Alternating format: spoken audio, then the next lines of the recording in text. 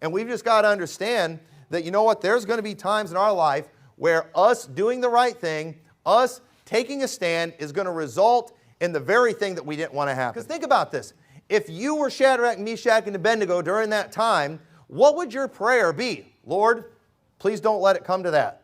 Lord, please, I don't want to get thrown into a fiery furnace. Folks, understand that you know that was their prayer, but God let them get thrown into the furnace. The very thing that they didn't want to happen, it happened to them. Turns out that furnace was God's will for them, and God took care of them in the furnace, didn't He?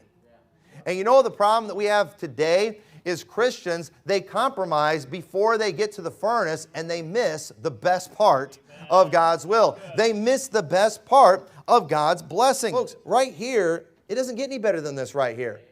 I mean, you talk about peaking in your life. I mean, these guys have literally peaked at this point. They are literally walking with Jesus Christ in the midst of a furnace.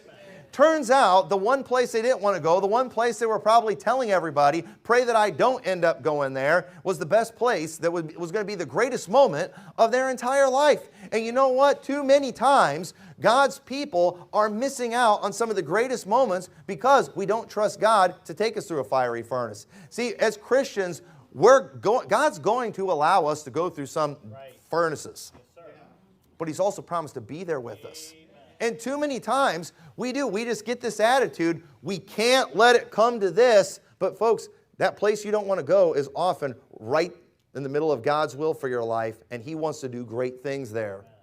And too many times, we give up before that happens. The furnace was what they feared would be the worst that can happen.